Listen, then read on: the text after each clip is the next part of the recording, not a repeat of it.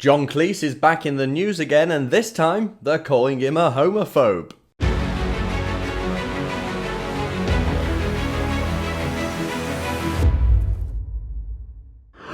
I did a show recently about John Cleese, about how he's leaving the country and he's trying to get away from the lying press. And you know what? I don't blame him. They've been calling him racist for years. John Cleese, racist. But now, of course, he's also a homophobe. So Cleese was asked during a Radio 4 interview the other day about Monty Python not being diverse. And he responded by explaining that his former Python colleague, Terry Gilliam, now identifies as a black lesbian to get away from all the accusations of white privilege and so forth, which I just think is brilliant. The fact that he spoke directly to the press and said, yes, I identify as a black lesbian is brilliant. No modern comic would do something like that. But then he went on to talk about his late friend and colleague, Graham Chapman, who was a gay man, a gay rights activist, and a member of Monty Python. And Cleese, being a close friend of Chapman when he was alive, joked about him being a poof and dead. Poof. Now, there's an insult I've not heard in a few years.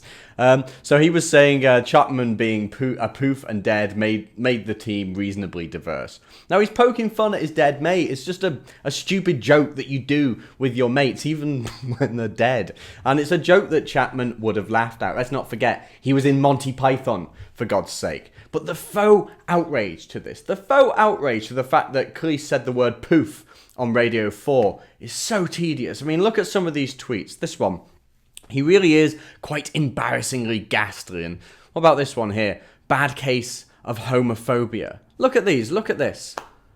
I mean, give it a rest. It's so tedious and boring. The virtue signalling that's coming not just from the left just on the street, but celebrities who, he said poof on radio. Oh no, dreadful homophobe.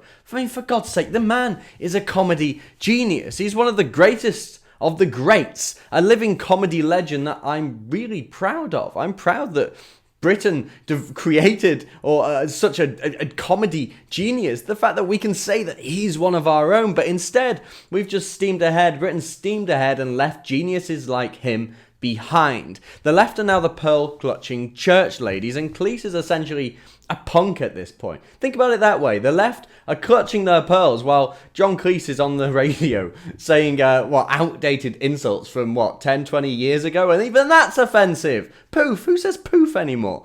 John Cleese is doing a damn good job, a real good job of proving his point about the humorless, politically correct brigade. And I know he's doing it on purpose, and I'm glad he's doing it on purpose, because before he leaves for the Caribbean, where he's going to have a new life of sunshine and relaxation, he's exposing the lunacy, the real genuine lunacy and insanity of the far left as he leaves. And I think him doing that is just as important as the great work he's given us through comedy. If you want to see more from me and the rest of the Rebel team, remember to like and subscribe.